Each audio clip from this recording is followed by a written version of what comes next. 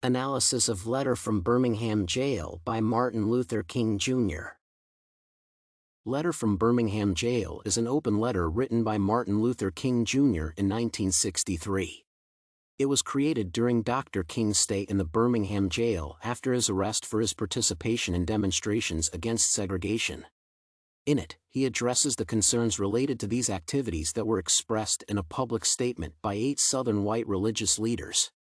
Respectfully and politely, Martin Luther King Jr. argumentatively supports the necessity of nonviolent protests. The purpose of this paper is to analyze the letter and evaluate its relevance in relation to modern events. The analysis will imply a thorough review of the text to identify ideas in support of the main thesis. All in all, Dr. King wants to show that fighting against oppression is just and inevitable regardless of the excuses and justification for oppressors' violence. At the same time, it is obvious that the letter's notions may be applied to the modern protests of black people in the United States. First of all, it is necessary to mention the cordial tone of the letter. Expressing the significance of compassion and humility for him as a faithful Christian, Dr. King writes his letter as a rational dialogue with clergymen concerning them and their words. At the same time, along with arguments, his tone may be regarded as proof that white leaders are wrong in calling protesters brutal and violent.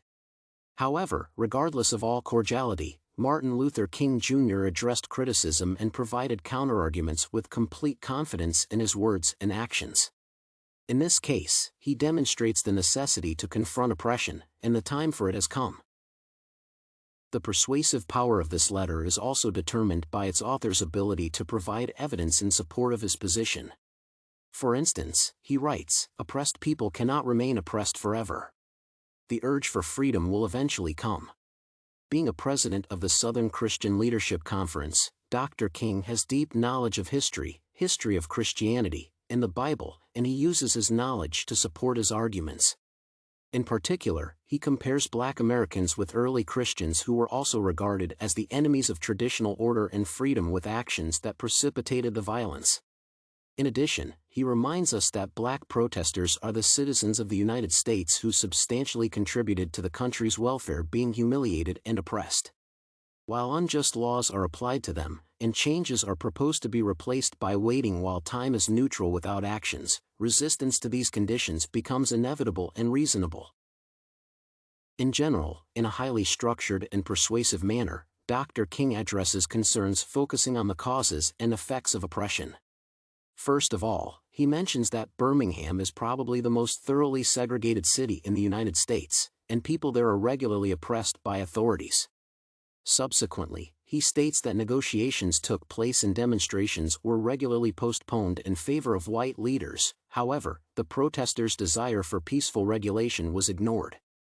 Moreover, he describes how segregation impacts black people, and asking them to wait or applying unjust and immoral laws against them leads to demonstrations.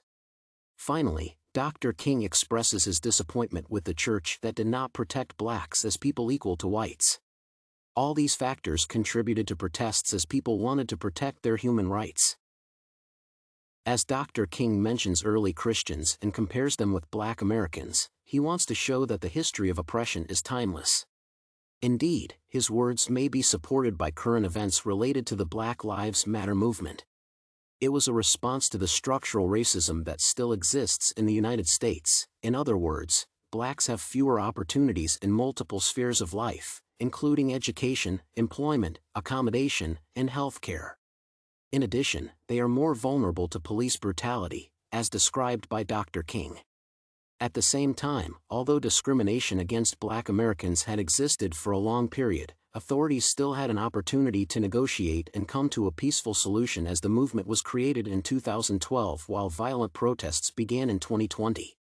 This means that the issues of oppression were ignored. Thus, people had no choice instead of fighting against their oppressors. To conclude, Letter from Birmingham Jail may be regarded as a rational and argumentative dialogue between people who support and reject segregation. In this letter, Martin Luther King Jr. states that oppression cannot exist forever and that a fight for human rights is inevitable and morally just.